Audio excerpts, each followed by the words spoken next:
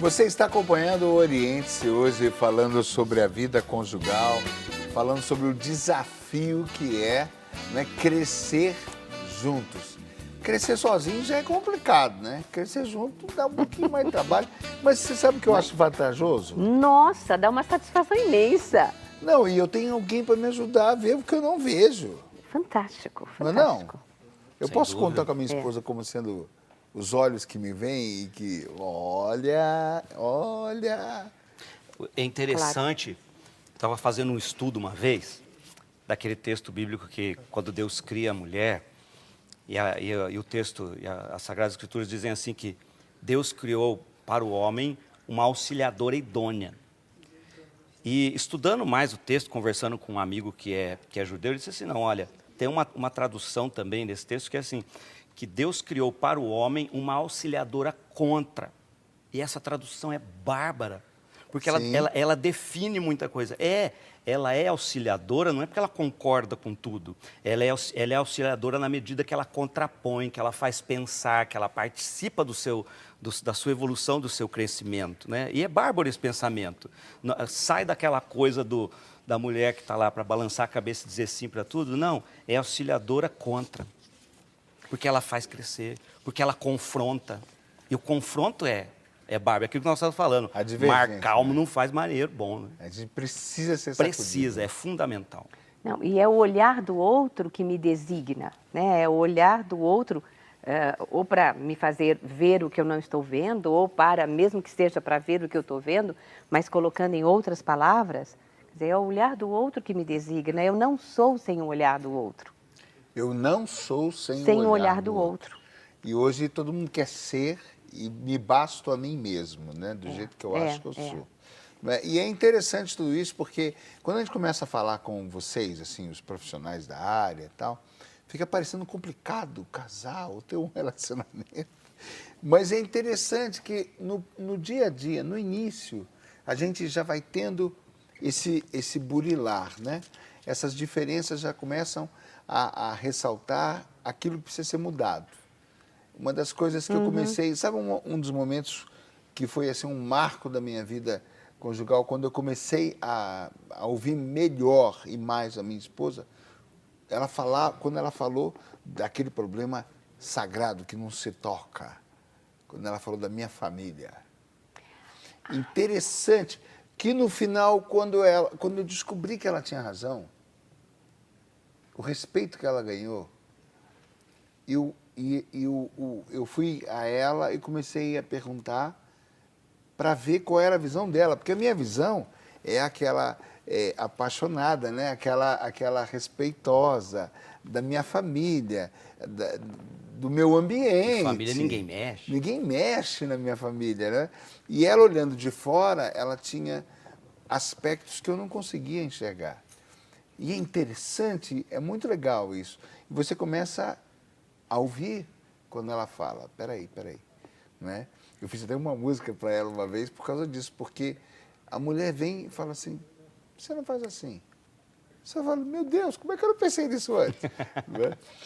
Então tem a visão feminina, mas tem essa coisa também de estar do lado de fora do tabuleiro. É porque necessariamente, se você olhar sua mão, né, de perto, você não vai conseguir perceber os detalhes, você precisa olhar de longe. E é a mesma coisa, quer dizer, quando ela olhava a sua família, ela via aspectos que não tinha como você ver, você estava dentro. Você era elemento integrante, né, e não elemento observante, vamos dizer. Eu né? gosto desse programa porque eu posso fazer minhas consultas grátis aqui, viu, gente? Olha, chegaram as primeiras perguntas e aí vocês ficam à vontade, né? Quem deseja dar uma contribuição maior, fique à vontade, por favor. Essa pessoa é melhor a gente não identificá-la. Ela diz assim, olha, eu gosto de uma pessoa que é casada. E essa pessoa casada vive feliz. O que eu devo fazer? Eu devo esperar por essa pessoa?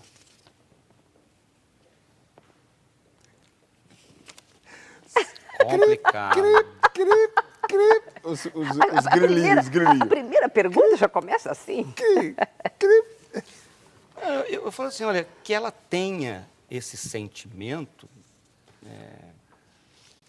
Eu diria que pode acontecer. Agora, é tão difícil a pergunta dela, devo esperar, não devo esperar, né? Eu diria, nesse exato momento, não é a pessoa para ela. E ela vai fazer o quê? Ela vai ficar a vida inteira pensando, Parada, bom, um né? dia, se ele não estiver mais junto, ou ela tem que partir, pô, peraí, eu vou acabar com essa relação, pegar o que é meu, o que ela vai fazer? Então, a pergunta é muito complicada, porque é aquela pergunta que eu acho que ninguém tem condições de poder, o que eu devo fazer? Teria que entrar em mais detalhes. Tudo depende do momento. Mais, por exemplo, né? agora, na minha opinião, não é para ser. De qualquer forma, talvez eu pudesse também olhar para essa pergunta dela e olhar para ela, né? Dizer assim, talvez a questão não seja você esperar um homem que é casado ou não, mas de qualquer forma, eu não posso esperar o outro. Mesmo que você fosse casada com esse homem e descobrisse o quanto ele está feliz por ele ser quem ele é, você teria que fazer o seu momento e não esperar o momento do outro. Então, acho que talvez fique de assim... maneira geral. De maneira geral, temos que fazer o nosso momento. Isso não é nada de ego centrado, não, estou fazendo o meu momento. Não, mas assim, eu tenho que procurar ser e não esperar o outro. E acho que essa vai ser uma regra básica dentro do casamento, né? Da relação. Eu tenho que procurar ser para mais estar, para lidar com o outro na diferença dele. Vou usar o meu exemplo simplesmente porque eu acabei de falar, né? Aquela observação da minha esposa me ajudou a ser melhor quem eu sou. Me ajudou a ser. Mas e olha, eu comecei a usar isso para eu também crescer. Fala, caramba, peraí, eu não vejo tudo, eu não enxergo tudo. Mas no caso dela, para mim, é algo peculiar. Agora, não é ela, viu? Tá, é ele? É ele. Tá. Mas eu diria assim, ó, independente, eu diria que nesse caso, algo para mim que é peculiar, que chama atenção, que é o seguinte, o que essa pessoa está amando? Se ela não se relaciona, ela está amando, né, a projeção, a idealização. Ela não pode dizer que ama aquela pessoa na medida em que ela não se relaciona. Até aquela coisa que você puxou antes, do intervalo anterior, que você falou, nossa, eu tenho que puxar um assunto. Eu fiquei pensando depois que você puxou. Eu falei assim, as pessoas precisam perguntar, precisam pensar o seguinte, todo mundo quer amar, não é?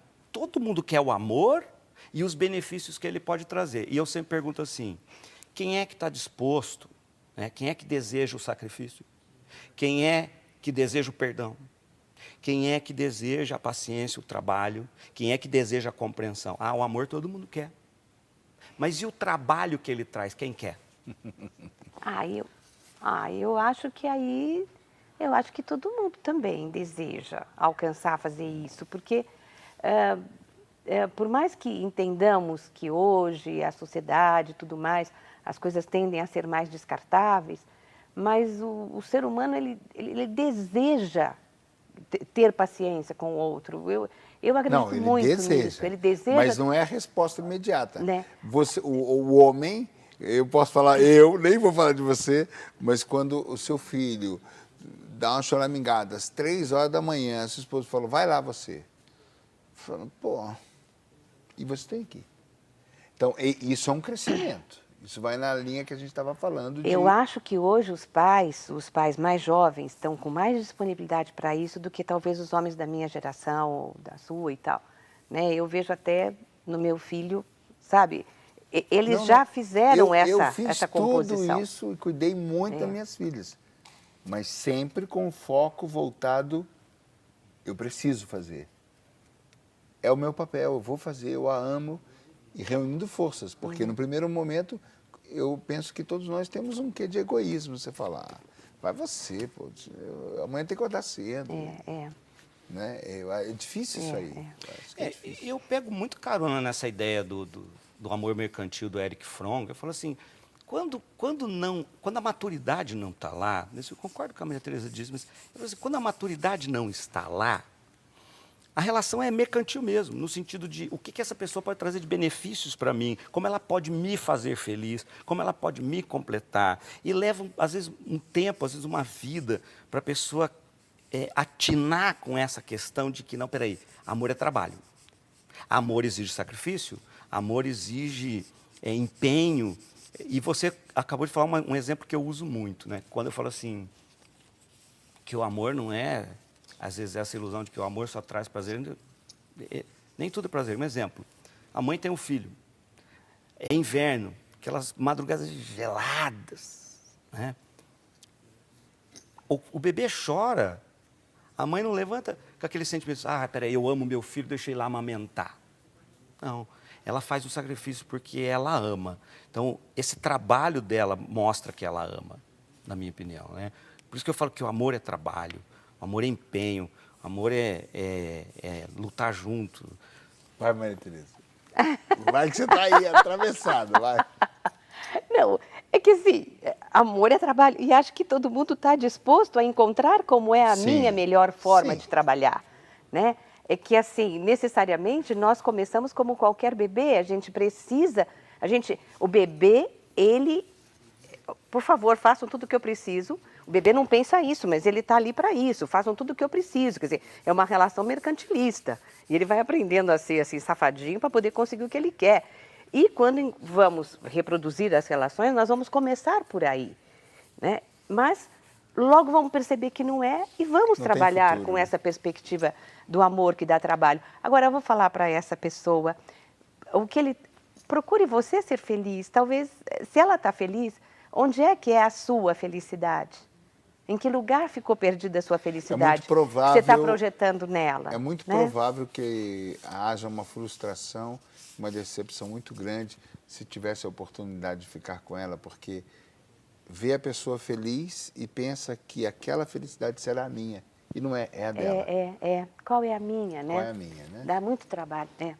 Como vivenciar uma relação conjugal com o parceiro que é alcoólatra, que nunca tem disposição com o diálogo? O que fazer? É aí que entra o trabalho, a dedicação, a paciência. Essas perguntas, eu acho que elas trazem uma questão assim, são perguntas muito complexas, porque, por exemplo, eu acho que no caso da Maria Tereza, se ela tivesse com a pessoa ali no consultório dela, enxergando todo o contexto que envolve a situação, é mais fácil dar uma resposta. As respostas que eu acredito que nós vamos dar... Que é só uma frase, né? As respostas que nós vamos dar aqui são muito difíceis, porque a gente não enxerga, por exemplo, por que essa pessoa... Tem muita coisa envolvida. Por que essa pessoa está envolvida com o alcoolismo? Por que a dificuldade dela de dialogar? São questões, por exemplo, eu vou usar uma ilustração aqui que eu acredito define bem isso. Assim. Eu dou treinamento, ensino as pessoas fazendo discursos, e uma vez eu estava trabalhando com um fotógrafo de casamentos em São Paulo, e ele ia falar sobre a luz, e ele falou uma coisa muito linda na palestra dele, que era assim, ele falou assim, olha, nós precisamos trabalhar com a luz que nós temos, nem sempre nós temos a luz ideal. Nós temos que trabalhar com a luz que nós temos.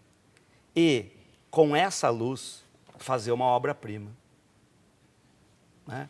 Como é difícil você já qual é a, né, parafraseando, que luz é essa? Qual é a luz que se tem ali? Né? Se eu não tenho a luz ideal, eu tenho que trabalhar com o quê? Com a luz que eu tenho.